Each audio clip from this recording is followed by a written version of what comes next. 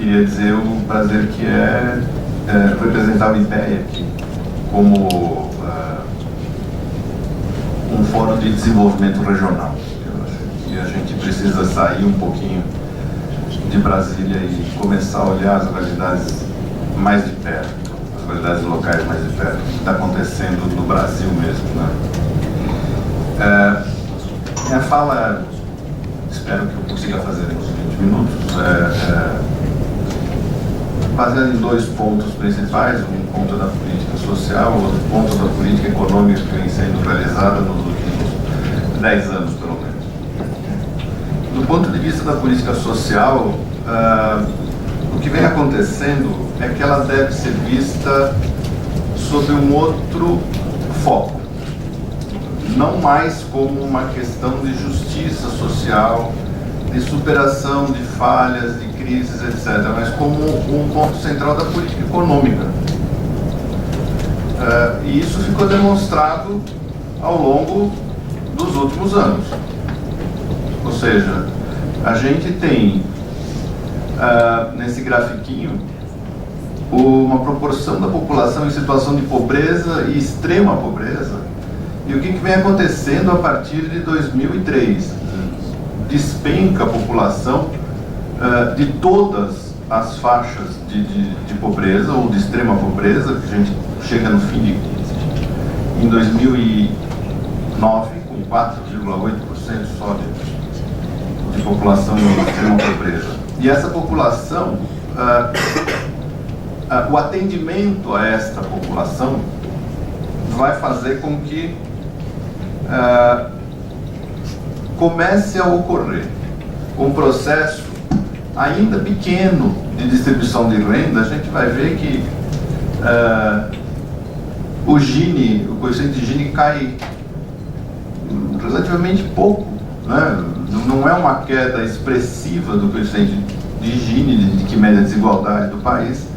Ele cai de 0,57 para 0,51, coisa do gênero, né?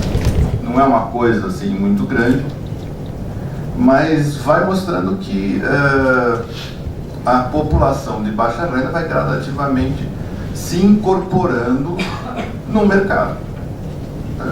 E isso vai fazer com que, mesmo de forma tímida, ocorra uma redução da desigualdade no país. Essa redução extremamente tímida da desigualdade, no entanto, vai provocar uma mudança violenta no mercado consumidor. Ou seja, mesmo uma mudança de pequeno porte, do jeito que foi, provocou uma mudança tremenda no mercado consumidor. Muitas regiões que não possuíam capacidade nenhuma de consumo passaram a ter alguma. E isso foi fundamental para o desenvolvimento, nos anos 2000, da atividade industrial, inclusive, pelo menos aquela produtora de bens de consumo. A partir de 2004, a indústria tem um crescimento constante. Não vamos contar os 2 últimos anos, mas pelo menos até 2009, a indústria teve um crescimento bastante razoável e constante, e foi uma das principais geradoras do emprego nos últimos anos. De novo, vamos descontar os 2 últimos anos, né? Só que ainda de uma forma bastante concentrada. Ou seja, o crescimento da renda do Nordeste vai fazer com que cresça a indústria de São Paulo, do Rio, de Minas, do Rio Grande do Sul, do Paraná, ou da China. O aumento, tem o pessoal do Banco do Nordeste aí, o aumento das importações de produtos chineses no Nordeste foi expressivo. Ou seja, há um crescimento de renda, e aí vamos concordar com tudo que falaram, tanto o Jefferson quanto o Guilherme. O Bolsa Família é importante, a Previdência é importante, agora o aumento do salário mínimo é fundamental. o aumento do salário mínimo que vai impactar as pensões também, e que vai fazer com que essa renda comece a ficar uma renda, eu diria, um pouquinho maior, e que vai favorecer a entrada de uma série de pessoas no mercado de consumo. Essa entrada, no entanto, vai favorecer processos que se dão fora das regiões onde ocorre esse crescimento da renda. Do ponto de vista da política econômica, com o real, com a atividade exportadora crescendo da forma como cresceu, algumas regiões acabaram se saindo melhor do que as outras na fotografia. Com o aumento dos preços das commodities, e aí a gente tem o fator China, tanto que o Brasil, a crise no Brasil não bateu tanto quanto bateu nos outros países, também por conta disso. A China continuou comprando minério de ferro, continuou comprando soja, continuou comprando petróleo, e os estados em que essa produção se dá de forma mais acentuada foram os que foram menos afetados pela crise. Não é à toa que a produção industrial cai em São Paulo, né? A queda do Sudeste basicamente se deve à queda de São Paulo. São Paulo vem perdendo sistematicamente participação no PIB, embora pequena. São Paulo perde coisa de, nos 10 últimos anos, quanto já são 4%, né? Basicamente, do PIB, participação no PIB. O curioso é que você não vê um estado que tenha ganhado essa proporção. São Paulo perde, mas a perda de São Paulo é distribuída igualmente pelo resto do país. Não tem nenhum estado que, digamos, foi este estado que se apropriou dessa porção que São Paulo perdeu. Não. Está muito bem distribuída a perda de São Paulo. Perde porque a indústria é muito integrada com os outros setores em São Paulo, com a agricultura do ponto de vista da produção de açúcar, álcool, suco de laranja, etc. E é muito integrada com o setor de serviços. Os serviços no estado de São Paulo são basicamente serviços de apoio à atividade produtiva e não serviços prestados às famílias. Tem uma mudança brutal na composição do setor de serviço. E isso significa ter maior concentração ainda desses serviços, seja no estado de São Paulo, seja no município de São Paulo. Dentro do estado de São Paulo, essa concentração continua sendo grande ainda. Então, mesmo que a gente consiga desconcentrar valor adicionado, a gente desconcentra a atividade industrial, o centro de decisão continua sendo aqui, o centro financeiro continua sendo aqui. E o centro prestador de serviços de alta complexidade continua sendo aqui. Então, a gente tem que tomar um certo cuidado. Quando a gente vê os dados, só os dados econômicos do que está acontecendo, tem que dar uma esmiuçadinha neles para saber que diabos isso significa. Quando a gente vê o setor terciário grande e fala que isso é desindustrialização, menos. Desindustrialização a gente tem que discutir com um foco mais correto, ou seja, qual é o impacto do câmbio, qual é o impacto da taxa de juros e qual é o impacto da ausência de investimento em pesquisa e desenvolvimento, para a gente começar a discutir se está ou não ocorrendo um processo de desindustrialização. O fato é que muitas das atividades primárias exportadoras acabam desviando boa parte dos eixos de crescimento do país. E aí a gente começa a ver regiões que antes ficavam à margem do desenvolvimento entrando pesado na forma do crescimento econômico. Então a gente tem Mato Grosso, principalmente o eixo que vai de Cuiabá até a Alta Floresta e que passa por Sorriso, Sinop. A gente tem Goiás, principalmente a parte sul de Goiás, que está mais próximo do estado de São Paulo. Na soja ainda, a gente tem a emergência do sudoeste da Bahia, região de Barreiras, e também do Piauí e do Maranhão. Tudo isso é região do Cerrado. Aquele desenvolvimento da soja do Cerrado, da Embrapa, de anos de pesquisa, etc., está mostrando a que veio.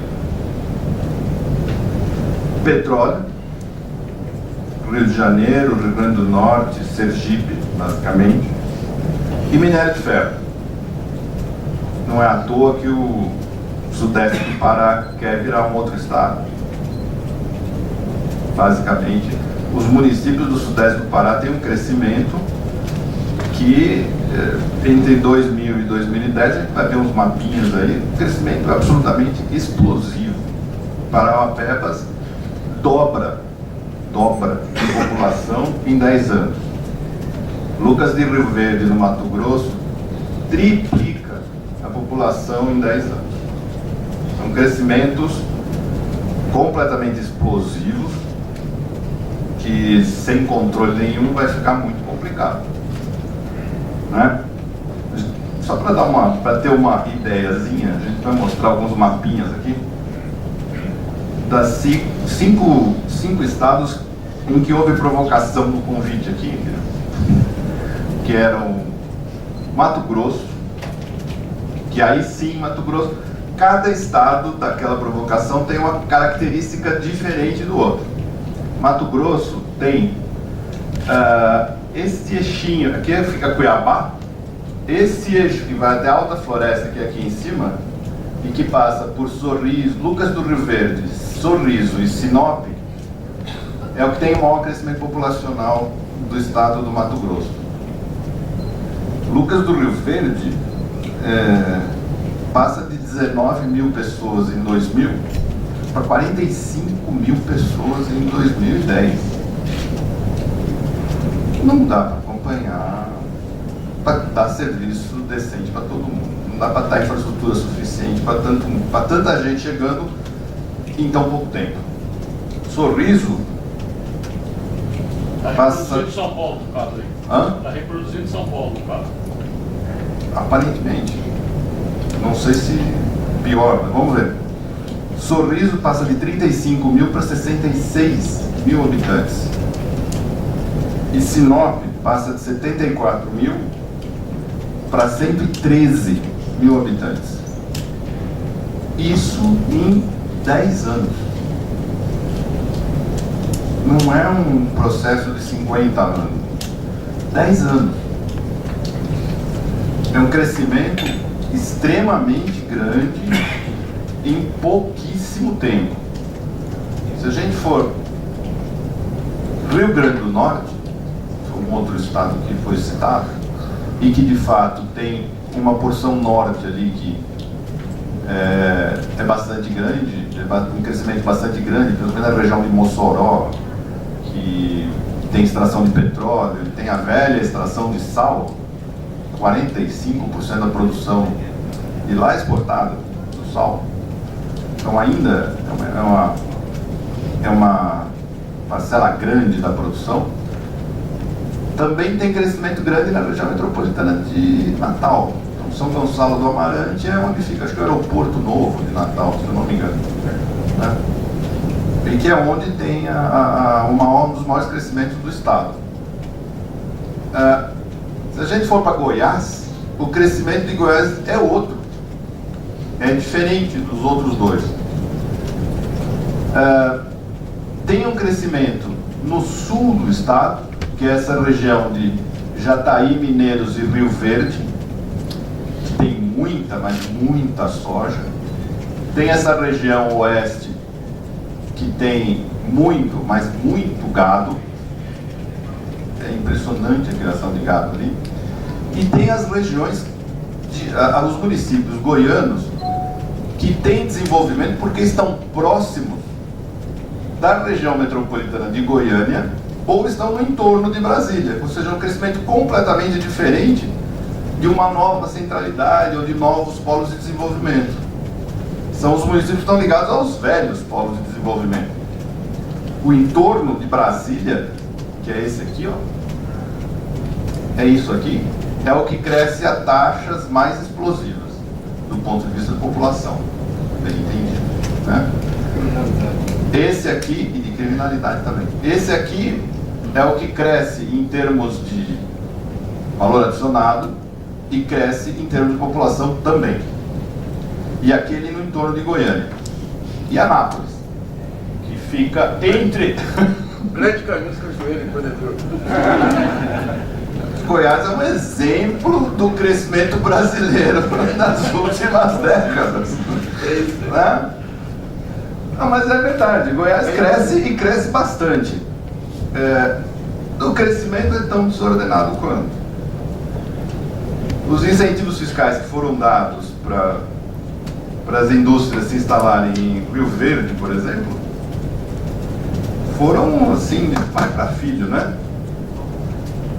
Depois o pessoal não consegue fechar as contas, porque é tamanha isenção de ICMS que depois, isenção de ICMS não pode ter, mas você sabe como é que é, né? Renúncia para lá, renúncia para cá, devolução daqui, devolução de lá, e no final das contas não fecha as contas da Secretaria da Fazenda. O custo de infraestrutura é muito maior do que foi a renúncia de ICMS para aquela empresa se instalar ali. Isso não aconteceu só em Goiás, mas em Rio Verde é um caso clássico.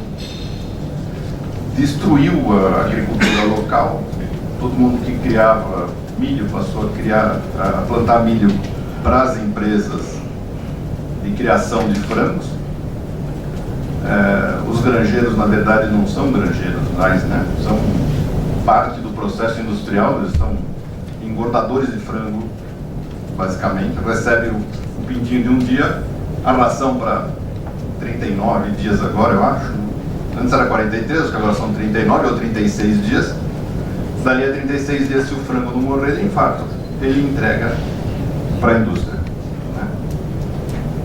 É assim, isso que está acontecendo lá em Goiás, nos lugares onde há novos polos de desenvolvimento, porque os velhos polos de desenvolvimento continuam firmes e fortes. No Pará, os municípios que têm maior crescimento são os que estão no entorno de Belém e na região de Carajás, de Marabá, Parauapebas, São Félix do Xingu. Aí tem dois municípios com nomes bastante interessantes, que são Tailândia e Ulianópolis, que também tem crescimento assim, dobrar a população.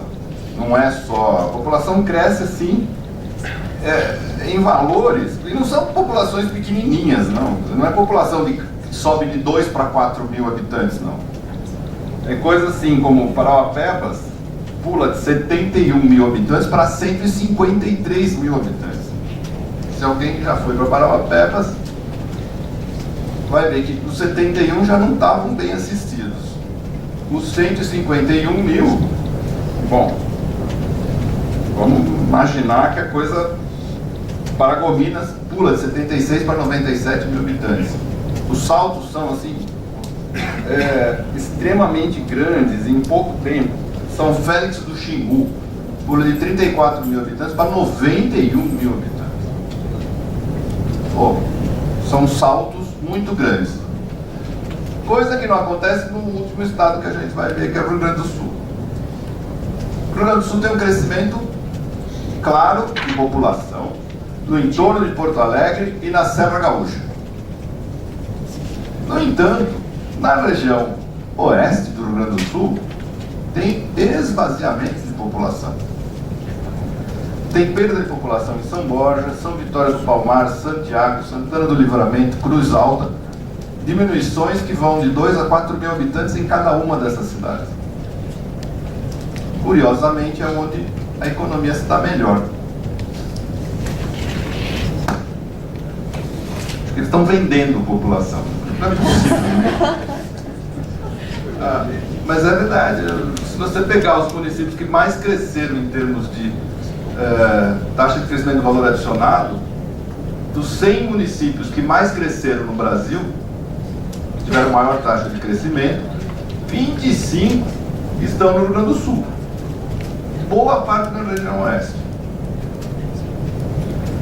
13 em São Paulo. Quer dizer, metade dos 100 municípios que tiveram maior taxa de crescimento estão ou no estado de São Paulo ou no estado do Rio Grande do Sul. Isso de 2005 até 2009. Né? Como o meu tempo está acabando, eu queria colocar algumas questõezinhas aqui, assim, que eu acho que são mais... A primeira questão é a questão da... Isso eu estou, né, recuperando um pouco o que o pessoal já falou. A questão da heterogeneidade no Brasil. Seja a heterogeneidade setorial, uma heterogeneidade das empresas. A gente viu aqui a grande diferença entre a grande e a pequena empresa. Então, se a gente quiser fazer um desenvolvimento local baseado em pequena empresa, a gente tem que ter uma política para a pequena empresa, porque se continuar do jeito que está, a diferença entre elas é muito grande. Elas sozinhas não vai dar para fazer milagre. A gente já tinha feito uma pesquisa no SEAD aqui faz alguns anos, da Atividade Econômica Paulista. O salário médio pago pelas empresas de pequeno porte era 1/3 do salário médio pago pelas empresas de grande porte. A diferença é muito grande.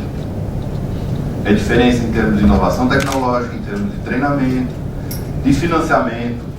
Elas não conseguem buscar financiamento como conseguem as grandes empresas. Tal. E a heterogeneidade regional também. Como é que a gente consegue superar diferentes graus de produtividade?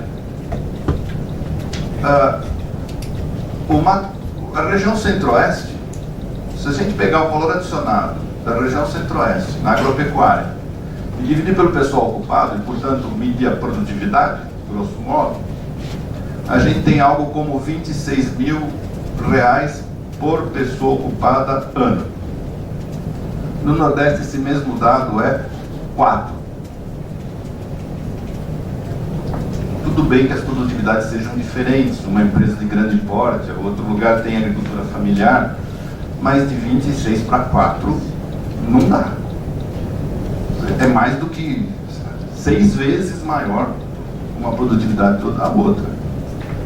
E se a gente vai para o setor de serviços, que teoricamente deveria ter uma produtividade semelhante, em São Paulo é 58, no Nordeste e no Norte não passa de 16. A gente tem que lidar com essa questão da produtividade, tem que lidar com essa heterogeneidade do país, seja do ponto de vista das empresas, seja do ponto de vista das regiões. Na segunda questãozinha é como é que a gente transforma o crescimento dessas novas regiões produtivas, e são várias, novas mesmo, que são importantes, em desenvolvimento. Como é que a gente vai dar educação de qualidade, como é que a gente vai dar saúde de qualidade, infraestrutura adequada, seja infraestrutura social e urbana, seja infraestrutura econômica, para esses municípios. Com taxas de crescimento do jeito que a gente viu em 10 anos, não dá.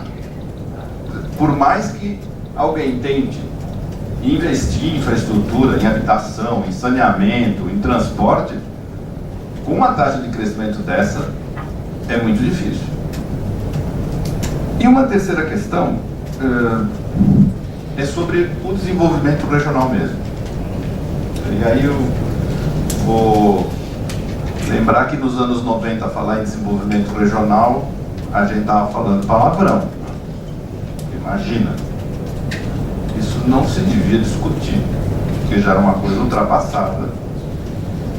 E foram desarmados todos os corações e mentes para essa questão. Pura e simplesmente. Nos anos 2000, começa-se a pensar de novo na necessidade de ter desenvolvimento regional, planejamento regional, sensibilizando de novo os corações e as mentes sobre essa questão. O único problema é que faltam os braços para isso. O desmonte dos anos 90 foi terrível no que se refere à mão de obra qualificada para se pensar na questão do desenvolvimento regional. Então, eu queria colocar isso um pouco como um tema para discussão e já levantou a minha plaquinha de tempo esgotado. Eu vou parar por aqui.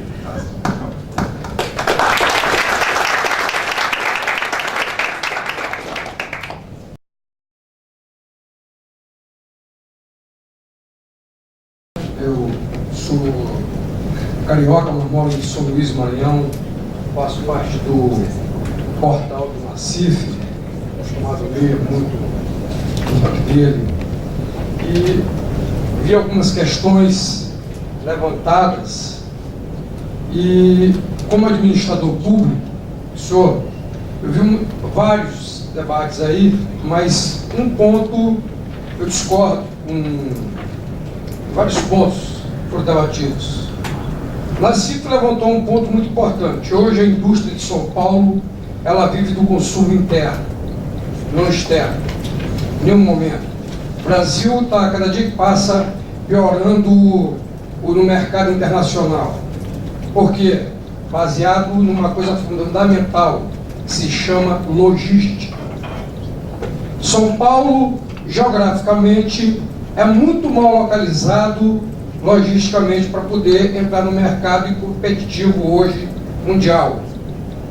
Ele vai depender do Nordeste. O senhor votou hoje, agora mesmo, uma posição a respeito de como fazer as regiões brasileiras crescer e tudo mais. A região Nordeste hoje, ela tem um fator primordial, que é a localização.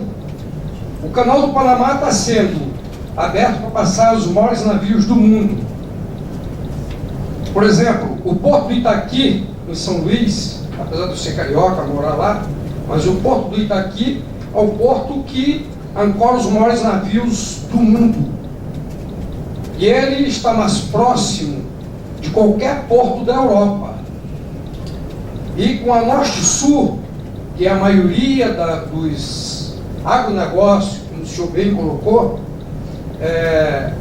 estão em busca da Norte-Sul exatamente para escoar a produção e botar os produtos brasileiros no mercado internacional.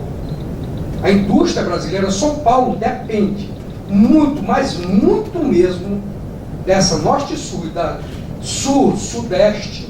Eu acho que os dois grandes polos hoje, que vai ser fundamental para tudo isso, vai ser Anápolis, no Goiás, onde vai se cruzar a Norte-Sul com a Sul-Sudeste, e a Ceilândia, no Maranhão, que vai ser exatamente onde vai cruzar a Carajás, que vai trazer muito coisa das Zonas Francas com a Norte-Sul, que vai ser o polo fundamental na questão da logística. Eu não vi a mesa debater a respeito sobre esse assunto, chamado logística, que hoje é fundamental para o mercado internacional.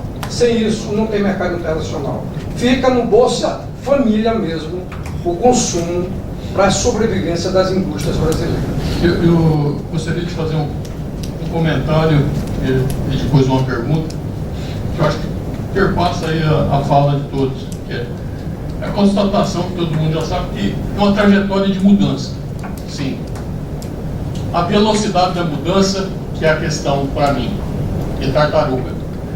O Jefferson comentou ali, ele fez a análise de 15 anos, de 2000 até 2009, caiu 7%. Eu fiz uma projeção rápida para os próximos meio século. Nós chegamos em 2050, o Sudeste não vai estar com 45%. Hoje está com 55%, meio século vai estar com 55%. Essa velocidade é a questão. E aí, usando a palavra do Mateus, que ele disse, a questão do Gini, a redução do Gini foi de forma extremamente tímida, mas mudança tremenda no mercado de consumidor.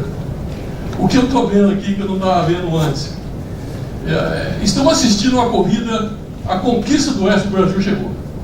Os Estados Unidos fez lá no século XIX, parece que está chegando aqui. Mas reproduzindo um modelo de desigualdade e crescimento na população dos grandes centros dos anos 60 e 70. E aí eu vou acrescentar para tentar do detalhe do particular chegar no todo. Eu, como engenheiro, descobri, por exemplo, que a USP só implantou a engenharia de petróleo em 2002. Eu sou paulista, é quero entender isso aí, não tem uma conclusão ainda. Mas eu fiquei perguntando, como é que uma das principais faculdades de engenharia do Brasil só foi montar um curso de engenharia de petróleo meio século depois da Petrobras ser criada? Aí uma das dúvidas é, será que o antivarguismo está até dentro da Poli? Essa é uma das questões. Antivarguismo. E aí é o que eu queria fazer a pergunta para vocês. Com essa velocidade, que é tímida demais, como você disse, mas uma outra coisa que eu percebo, depois de morar alguns anos fora daqui, que o São Paulo só se deu conta dessas mudanças aqui no poder, que eu estou percebendo, do ano passado para cá. A elite paulista está extremamente preocupada. É um sentimento que eu venho percebendo. Eu não sei se... E com a velocidade tímida dessa. Eu não sei se... Uma boa questão. Eu só vou acrescentar também uma dúvida minha também, que eu acho sobre essa questão da velocidade. Você começa, você planta as sementes aí, digamos, de uma nova dinâmica. Essa dinâmica, quanto tempo que leva para chegar a uma velocidade cruzeiro? Ou a velocidade linear que nem foi colocada assim? Ou seja, você vai continuar nesse ritmo que ele presume, ou, digamos, essa dinâmica, ela muda de tal maneira a natureza das regiões que leva a um outro status assim, de velocidade impossível de prever, digamos, pela análise histórica. Essa é sempre uma dúvida que eu tenho quando se fala em processo de desenvolvimento.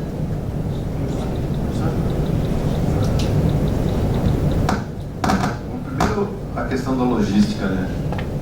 É claro que o Nordeste tem uma posição mais privilegiada no que se refere ao contato com o exterior, porque ele fica mais perto dos mercados consumidores, do ponto de vista físico mesmo. E isso desde o século XVI, né? Portugal botou cana-de-açúcar no Nordeste por acaso, né? Foi a grande empresa portuguesa, foi parar lá por causa disso, né? Era bem mais fácil de chegar do que chegar aqui em São Paulo, que era mais longe, mais complicado, e com a serra bem mais íngreme. Então, a logística é... Agora, quando a gente vai pegar os planos de integração, a rede de integração, por exemplo, da América do Sul, nenhuma delas passa pelo Nordeste.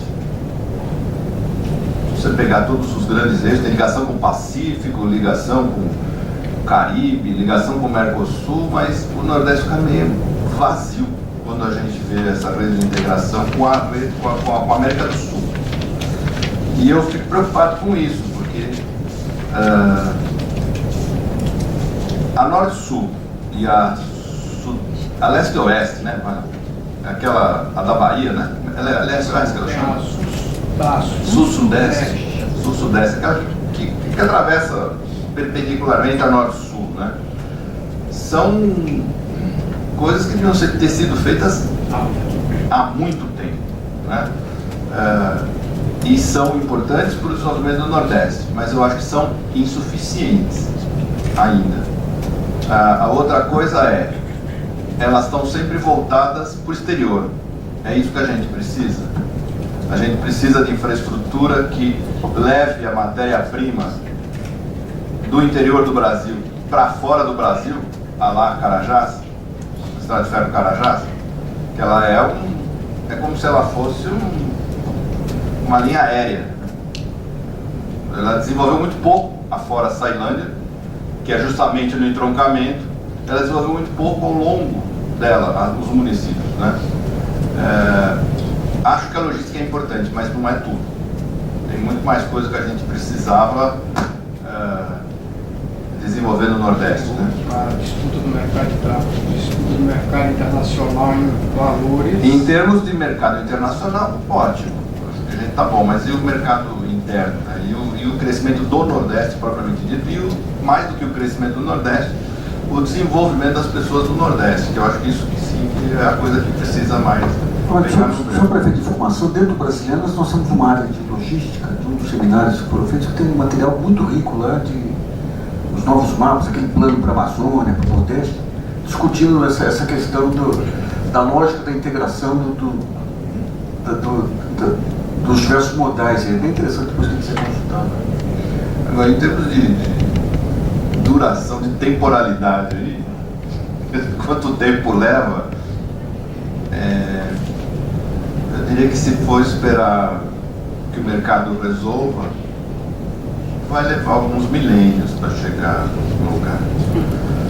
Sem uma intervenção, que seja uma intervenção do governo para desenvolvimento regional, os ritmos vão ser lentos. Com tudo que o governo interferiu na economia até hoje, continua do mesmo jeito, ou do mesmo jeito não, mas, digamos, muito próximo. O segundo PND é de 70 e poucos, 74, 77. No segundo PND estava prevista a desconcentração da atividade econômica no Brasil. Acho que a única coisa que a gente conseguiu desconcentrar foi a concentração. A gente criou novas concentrações no Brasil. A gente desconcentrou a concentração. Eram 2 ou 3, agora são as 10 áreas de concentração, né? Não adianta, sem uma política específica para isso e deixar que o mercado resolva, o mercado vai ganhar dinheiro. Eu sou menos pessimista. Eu participei de alguns eventos aí lá em Pernambuco, em algumas no sul do Pará também. Você tem hoje algo que é intangível aí, mas que vai se revelar nos próximos anos? Pega Pernambuco, por exemplo, você tem a refinaria lá que está surgindo no gasoduto. Daí, em cima disso, você montou todo um plano estratégico. A Petrobras, aquela know-how que ela tem de planejamento estratégico, aportou conhecimento, metodologias lá. O governador é um avião lá também. Então você tem, em cima daquele polo, você tem todo um plano estadual de investimentos também e de melhoria. Ou seja, tem esse fator do conhecimento, digamos. O mesmo está ocorrendo, vamos pegar aqui Baixada Santista aí, com essa questão de prospecção do petróleo. 5 ou 6 municípios se articulando. Ou seja, você criou um conjunto de gargalos em algumas regiões que estão obrigando o pessoal a se movimentar, mas você tem hoje, aquele negócio, se quiser jogar xadrez hoje, você tem muitas peças no tabuleiro de muitos estados, que você não tinha antes, né? Antes você teve vontade, você tinha visionários em várias regiões, várias regiões. Visionários raros que surgiram na época lá, mas você não tinha as peças no tabuleiro. Hoje você tem esses investimentos aí em refinarias, você tem investimentos em turismo, em um conjunto de fatores que estados que têm governantes que saibam atuar estrategicamente junto com a União. Eu acho que nós estamos aprendendo aí gradativamente esse novo federalismo, de como que você consegue pactuar entre estados e municípios. Eu tenho a impressão que quando isso começar a frutificar, que é algo que não dá para medir nas estatísticas, né? Um conhecimento que você ganha aqui, você começa a criar aquela dinâmica, o outro estado vê aquele conhecimento, tenta se apropriar. Outro dia eu fui lá no sul do Piauí, você tem lá um grupo que faz mel aí, que passou a exportar para a Europa. Uma pequena cooperativa. Aquilo lá está se espraiando para parte de artesanato. Ou seja, você tem esse fator de conhecimento e de você inocular essa visão moderna aí também, que é isso que eu acho que é difícil você tentar que entra fundamentalmente a ação pública, eu concordo plenamente, não é meramente mercado, mas que cria uma dinâmica lá que é difícil. Eu acho que tem um monte dessas, e eu acho que isso deve ser incentivado e apoiado. Agora, sem a intervenção, você está falando da refinaria lá de Recife, que é obra da Petrobras, né? Claro, e tem que ser mesmo, tem que ser. Se o Estado não investir, fica muito difícil. Agora, existe a capacidade de cada governo local, é diferente. Existem os que estão mais à frente e que estão percebendo essas coisas. O governo de Pernambuco está preocupado, inclusive, com mais coisas, além do investimento da Petrobras. Porque o Porto de Suape, por exemplo, e a refinaria ficam no município de Pojuca, que vai receber todo o ICMS, toda a quarta parte do ICMS. Só que as pessoas não moram em Pojuca só, moram em Jaboatão dos Guararapes, moram nos municípios vizinhos. E quem é que vai fornecer a infraestrutura para essas pessoas? Então, o governo de Pernambuco está preocupado com isso. A região metropolitana de Recife está preocupada com isso. Porque esse esquema federativo de distribuição dos impostos é um pouco perverso para alguns lugares. É perverso, por exemplo, para Francisco Morato, que não tem atividade produtiva e tem um monte de gente morando.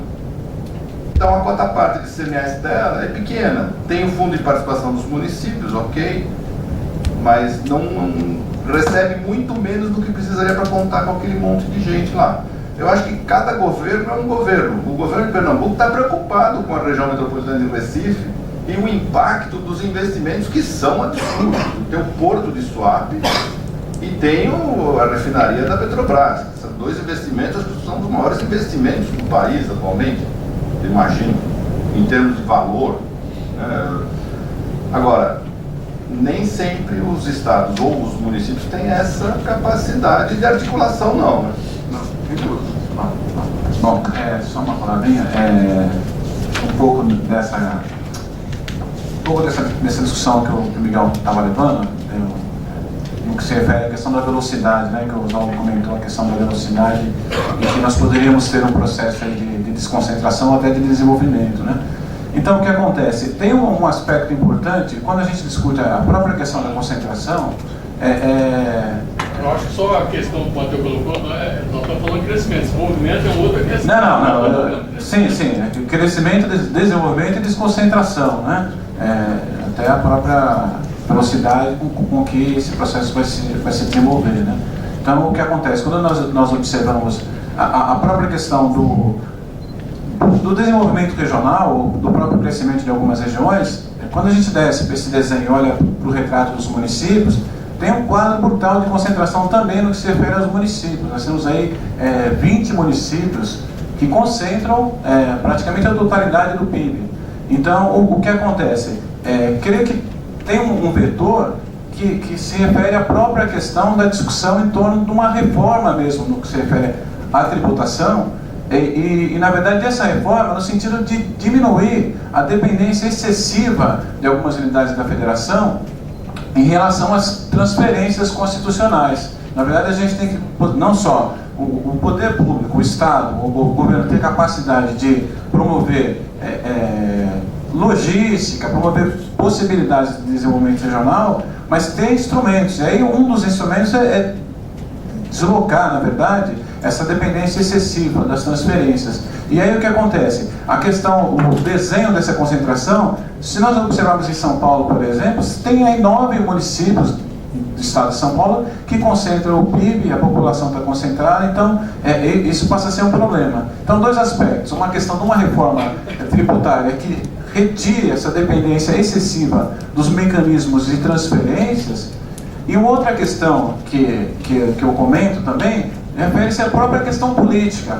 Então, o que acontece? O Brasil é um país sui generis, que nós temos aí uma situação de 3 entes federativos, né? União, estados e municípios, e tem um conflito muito grande no que se refere a quem manda, quem decide, como é que a gente faz com que determinada ação política chegue a uma determinada localidade. E aí fica essa questão que o Miguel coloca, por exemplo, você tem um município, não só Francisco Morato, Ferraz de Vasconcelos, municípios em que você tem habitantes, não tem desenvolvimento econômico, e a base da economia é a intervenção pública. O maior valor adicionado refere-se ao gasto do município, quer dizer, tirou o poder público, não tem nada.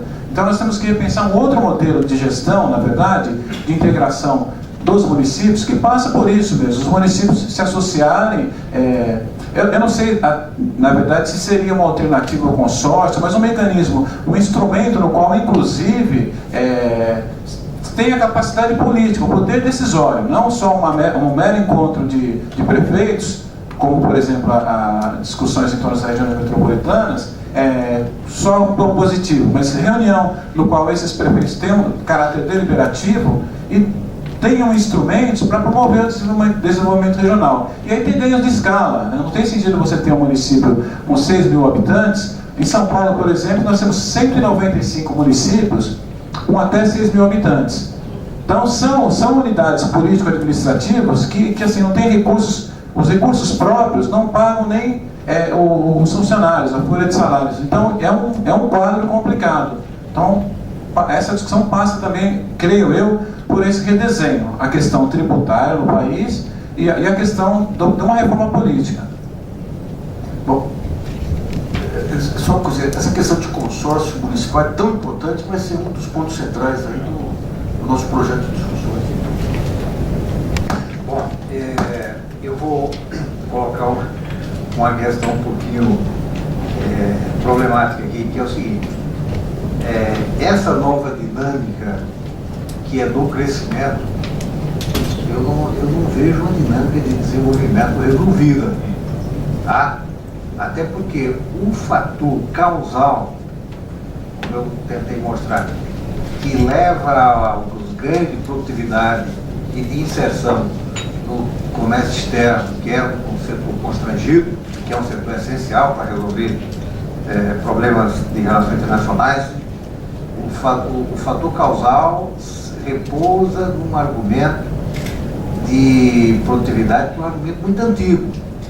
É vantagem comparativa natural das terras, das minas, dos campos petroleiros, da paisagem turística, etc. Isso tem uma contrapartida que leva a um processo de desigualdade imenso, por outro lado.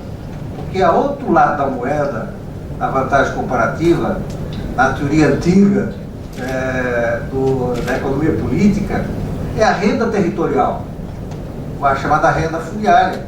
Você tem, nesse processo de crescimento, com essa configuração, uma tremenda concentração da riqueza fundiária. Com essa tremenda concentração da riqueza fundiária, e esses problemas que o companheiro colocou, de Sinop, etc., se magnificam.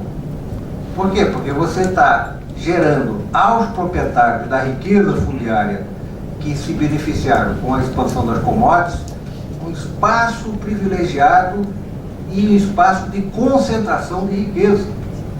Leite materno 100% contaminados. Também tem isso. Você tem um problema de concentração e você tem um problema de manejo de recursos naturais. Então não é tão simples dizer que essa dinâmica de crescimento com base em vantagem comparativa, ela se resolva só porque você tem um outro vetor de direitos sociais em circulação.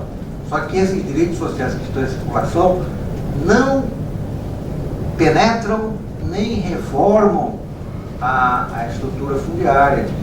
Pelo contrário, a estrutura fundiária está sendo reforçada no sentido da desigualdade. Isso é colocado como não problema, como se isso não tivesse nada a ver com o desenvolvimento.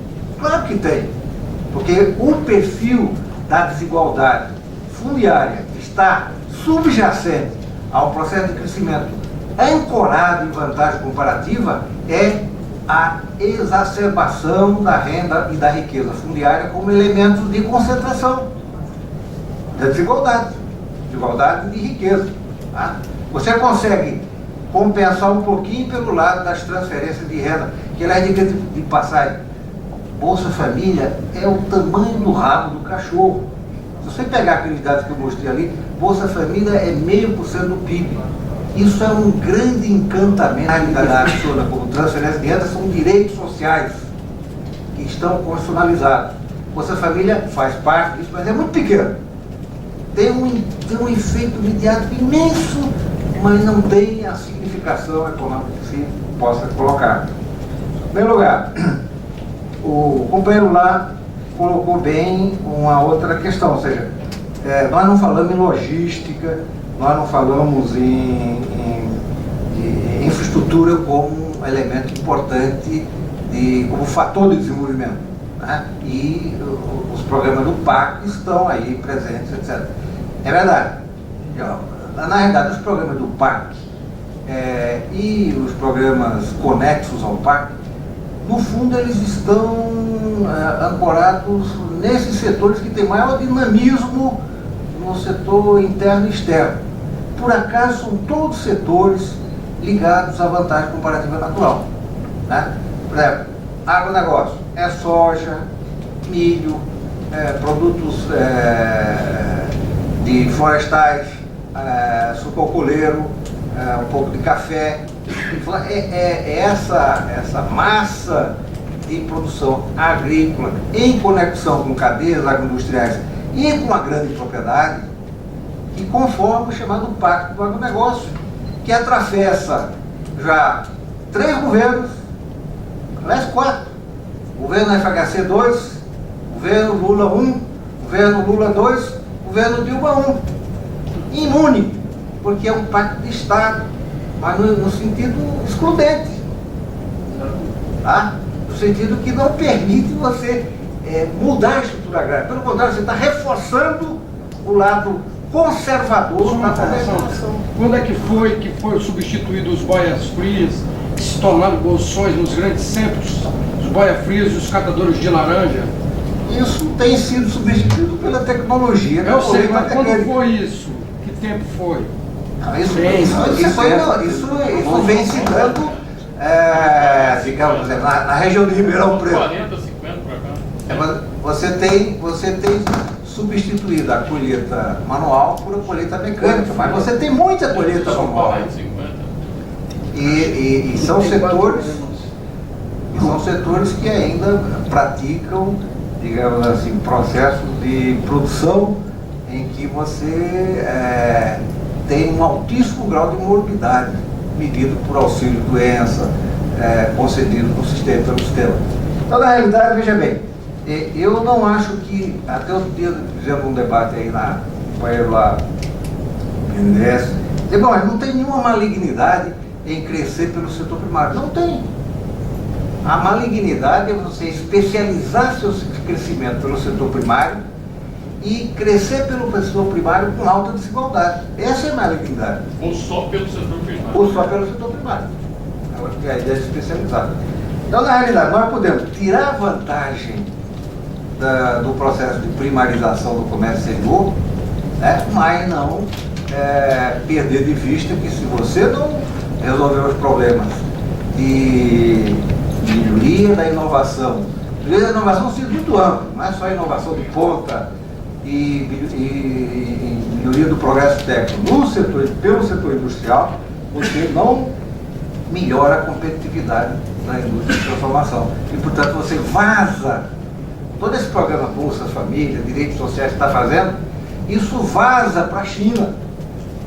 Você vai construir, você vai alimentar, você vai ter vestuário e calçado da China e não da indústria de transformação. E, portanto, o efeito ampliação de mercado que a distribuição de renda monetária traria, ele está vazando e está criando um problema externo que é maximização do déficit de conta corrente.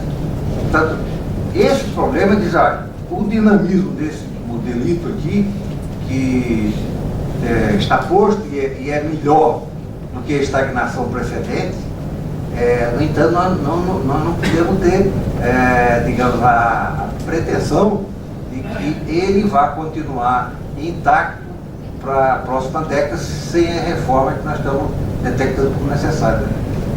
Bom, queria agradecer muito a apresentação dos 3 palestrantes aí. Estou por encerrar essa primeira etapa e vamos partir para a segunda etapa.